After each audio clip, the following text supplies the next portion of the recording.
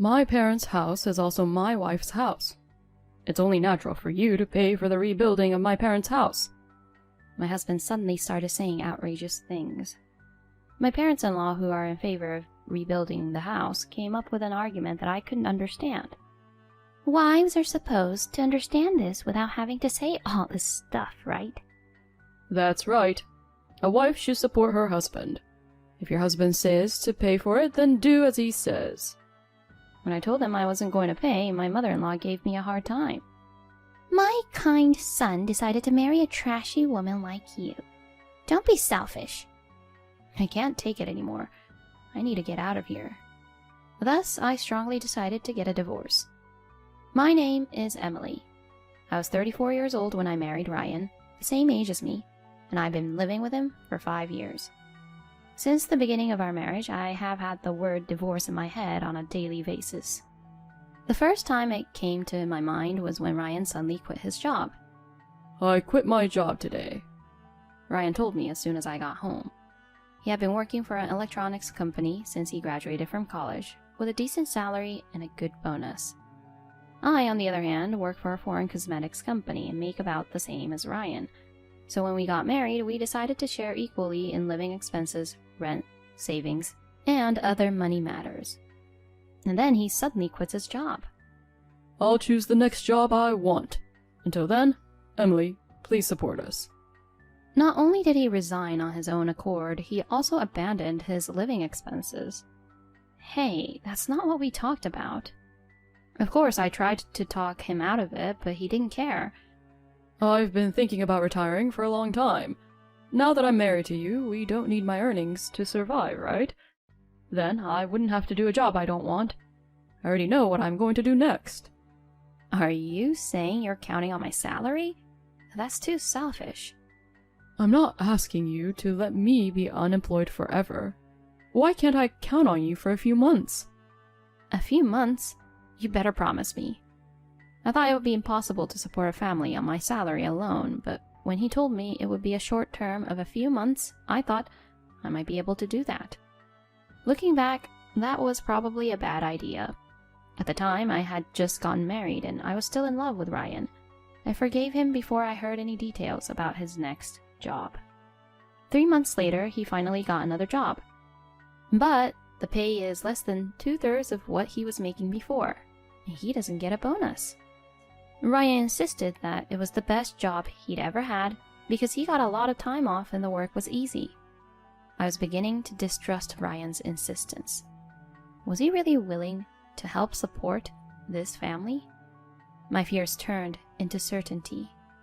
My husband and I were at my parents-in-law's house when he started arguing with me about living expenses in front of them. "It's not fair to put money in the house at the same allocation as before, even though my salary has gone down. Dad, Mom, don't you think so?" When my in-laws heard that, they made me look bad, and they justified Ryan's actions. "It's a wife's job to support her husband. If Ryan's salary got lowered, then Emily, you should be putting in more money into the house." That's right. You're his wife. You have to support your husband. Ryan changed jobs to do what he wanted to do. You should be proud of that, right? Ryan got his parents on his side, blaming me. "See? My parents are saying this, so it shouldn't be a problem." I knew he never wanted to support each other from the beginning. I thought about getting divorced many times, but after being married after 30 years old, I was afraid of being single. I reluctantly accepted Ryan's and my in-laws' requests. I agreed to take care of the situation by asking Ryan to pay me 1/2 of what he had been paying before. But this was just the beginning. Ryan, a vain man, began to use the money we had saved together to buy things he wanted without consulting me. It seems that Ryan is a lot like his parents. His parents are just as vain as him. My mother-in-law has been a stay-at-home mom since they were married, saying that it's not very presentable to work. And my father-in-law also said it's not cool to work after retirement. So, they both live on pensions. And yet they ask me for money to live on. It's the responsibility of a child to support a parent who lives on a pension, isn't it? That's right. You're supposed to give us money. I could understand if they asked their son Ryan, but asking me, his wife? But I tolerated all of that. It would be wrong to say I tolerated it. I just didn't fight it. I was already exhausted from working and housework. After all, I had to earn the money that Ryan didn't pay. And that's not all. Ryan began to say that he was going to rebuild his parents' house. If he had some idea about where to get the funds for it, then it would be fine. But he thought, just let Emily pay for it. And all he wanted me to pay for their ideal house. When his parents heard this, their eyes lit up and they agreed with him. Eventually, they got into the swing of things and started saying, I want this and I want that. I thought, this can't go on like this. I hurriedly interrupted him. Wait a minute. I never agreed to this. How much do you think it would cost to rebuild? Ryan sighed in annoyance. My in-laws stared at me with a look of disgust on their faces. Hey, you know you're my wife, right? My parents' house is your house too. So of course, you'll pay for it to be rebuilt. And my in-laws also came after me. That's right. You should know this. You're so inconsiderate. Why can't you just say yes? I told you that a wife should support her husband. Your husband says he wants to rebuild the house? Why don't you obey him? Talking to these people is not going to get us anywhere. I've learned that well in this marriage. But this time it's nothing compared to the scale of what we've done before. We are rebuilding a house after all. There's no way I'll agree to it. Anyway, I won't pay for it. With that, I left the place with my back to them. For the next few days, Ryan and my in-laws blamed me.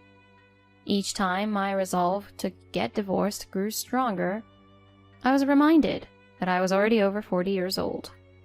It took a lot of courage to be single at my age. Besides, I didn't want to displease my parents, who were more than happy to see me get married. I wondered if there was any way I could get them to stop the rebuilding. That's when I thought of something. As usual, I received a phone call from my mother-in-law. Emily, please cut it out. How long are you going to keep troubling Ryan? You're terrible. You're a piece of trash who couldn't even get married for the rest of your life if Ryan hadn't gotten married to you. Ryan took you in because he's a sweet boy. You have no right to be selfish. My mother-in-law's angry, high-pitched voice echoed over the phone. The word selfish particularly offended me. Which one of us is selfish? Who do you think is supporting Ryan, who has been doing whatever he wants? I made a strong decision in my heart. That's it. I'm divorcing him. He's going to get what he deserves for doing whatever he wants. I unilaterally cut off my mother-in-law's and went to my lawyer's office, which I had never had the courage to do before. A few weeks later, I was summoned to my in-laws' house. The reason, of course, was to convince them to give me the money to rebuild the house. My mother-in-law was bragging to the neighbors about the rebuilding project, and she wanted to move the conversation along quickly, so she came over to me. It's the responsibility of the wife to pay for the rebuilding, you know. You're the one who has to put yourself on the line for her parents and his parents, aren't you? Apparently, they had been to a showroom and had already gotten a quote from a contractor. When I looked at the estimate, I saw that the option fees were outrageous. The total was more than double what I had imagined. Ryan was smiling like a man who is not interested in anything else and said, You better take out a loan. Okay, I will gladly cooperate. I replied without a pause, and the three of them turned their surprised faces to me. What? Did you just say you'll cooperate? Seriously? Ryan, incredulous, asks for confirmation with a straight face. Yes, I did, because you asked me to. Ryan's face breaks into a smile at that reply. Emily, I knew you would come around. That's my wife. I didn't know what was going to happen when you said you wouldn't pay, but I knew you'd understand. My in-laws are smiling and nodding their heads. Yeah, that's what being a wife is all about. I see you've learned to appreciate your husband's greatness too, Emily. From the day I said I would help out, I was in charge of all the financial aspects of the rebuilding. Meanwhile, Ryan and the in-laws had several meetings with the house builder, but I wasn't invited to any of them. I guess they thought they could handle the money. As time went by, they told me, "We're going to sign a contract with the house builder, so you'll have to be there." When it comes to contracting, the house builder has to get their financial affairs in order. They told me to bring documents related to the mortgage, but I didn't apply for a loan. Instead, I packed dozens of divorce papers in my bag and headed for my in-laws' house. My mother-in-law, feeling a little giddy, said, "The deal is in the afternoon, so let's have lunch and then go." Ryan was very excited to hear that. Hey, I was wondering if we can still add options. I'd like an electric garage. Ryan's father leans in as well. I'm sure you can get one. A motorized garage sounds so convenient. They have no idea the despair they're about to experience. I'll finally be free from the hell I've been living in for the past 5 years. I couldn't suppress a smile as I looked at their happy faces. Let's have it then. Before we get started, I have to tell you something, I said, pulling out a divorce decree from my bag. Huh? What kind of joke is this? Is this some kind of sideshow? Ryan snickered when he saw the divorce decree. Emily, you have no taste. If you're going to make a joke like that, why don't you just make a witty one about how you took out a bigger mortgage or something? He snatched the divorce decree from my hand, crumpled it up into a ball, and tossed it in the trash. I immediately pull out a second set of divorce papers and shove it in front of Ryan's eyes. This is not a joke. This is not a sideshow. I'm divorcing you. Of course, I'm not your wife, and I don't have to pay for someone else's house to be rebuilt, do I? Ryan snatched the divorce decree from me and tore it into shreds. Don't be ridiculous. I'm not getting a divorce. Who's going to pay for it if you don't? I smiled wickedly at him. I have dozens of divorce agreements ready for you to tear up. I won't give up until you sign it. They could tell how serious we were when they saw how thick the stack of paper was. My in-laws' faces turned pale and Ryan broke out in a cold sweat. I'm going to rip up all that. Ryan's blustering like that didn't hurt me at all. Fine, then I'll take you to court. And then a scream that I couldn't even describe escaped from my mother-in-law's mouth. Once the case goes to court, the whole neighborhood will know about it. There was no way these vain people would let this get settled in court. That's why I was able to come on strong. If you don't sign the divorce decree right now, we'll go to court. I've already consulted a lawyer. Your demands for money, your unauthorized use of our common savings. They say with this much evidence, I'll win the case. Wait a minute. But you're my wife. Ryan's scared and he began to beg. It's your job to support me and my parents. I'm sorry I took the liberty of using our mutual savings. But it's my savings too, so it should be okay to use it, right? I can't believe you still haven't changed your mind. I can't help it now, I yelled at him. I don't have any obligations to do that. Besides, you only put money in our joint savings account for the first few months. After that, it's been my money that I've been saving by myself. It's not money you're allowed to spend on your own. And then my in-laws, who had remained silent until then, intervened. Emily, please, reconsider. This is also a way for you to show your filial piety. Your money will be used to make everyone happy. Don't you think that's a wonderful thing? That's right. You can't just suddenly divorce. Let's talk about it again. Make everyone happy? What are they talking about? I could feel the blood rushing to my head and my face heating up. Are you kidding me? Everyone's happy? You only think about your own happiness. My happiness is not here.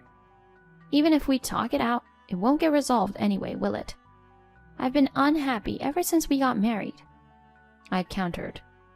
then turned my cold gaze on Ryan. I don't care if you don't sign the papers right now. Do you really want to be the subject of neighborhood gossip for extra money and time? This comment triggered a sudden argument between the three of us. Hey, I don't want to be the subject of neighborhood gossip. This happened because you don't take better care of Emily. Mom, you used to buy clothes and shoes with Emily's money. I'm so disappointed in both of you. I can't believe I was part of a family with such terrible people. I feel ashamed of myself for not divorcing my husband sooner. The argument didn't seem to be ending, so I forced my way in. So, will you sign it or not? I told him coldly, and Ryan got teary-eyed and started to beg. Wait. Let's talk this out. Talk? There's nothing to talk about with you. Okay, enough with the rebuilding. We can start over, and I'll make sure to pay my share. Start over? With you? Are you kidding? I've been thinking that our marriage was a failure ever since our honeymoon. Oh no. Emily, please, reconsider, okay? Shut up. You're just a miser who takes his wife's money. You can go to hell along with your vain parents. Anyway, sign the papers quickly. You're no good. No divorce. Then all of a sudden my mother-in-law screamed, "Sign the papers." I don't want the neighbors to look at me funny. You need to throw away a wife who acts like this. With my mother-in-law on the verge of insanity, Ryan reluctantly signed the divorce decree. I immediately took the divorce agreement and left the house without saying a word. I heard Ryan's mosquito-like voice behind me, but I didn't look back. The divorce went through without a hitch. I had been secretly preparing to move out of the house, so the move went smoothly. The house that Ryan and I were living in was rented in his name, and the rent was deducted from Ryan's account. Even though it was his account, I was the one who paid the rent every month. Eventually, after my divorce, Ryan was unable to pay the rent, so he moved back in with his parents. After the divorce was finalized, I get alimony payments from him. In addition to the emotional distress, the money he spent without my permission and the money he gave to my in-laws amounted to quite a bit of money. The in-laws are the ones who care most about what others think of them. The fact that their son is divorced has caused them a lot of damage. They didn't want to make things worse than they already were, so they paid the amount of money I asked for without complaint. Of course, they don't have much money because their son has a small income and they are an elderly couple living on a pension. As a result, they ended up in debt. They are still living in the rundown house. My parents-in-law have been working part-time and Ryan has started working the night shift at his job. I, on the other hand, have returned home to live peacefully with my parents. My mother and father were surprised at first, but when I told them the reason, they welcomed me warmly. From now on, I'm going to take good care of my parents, which I haven't been able to do until now.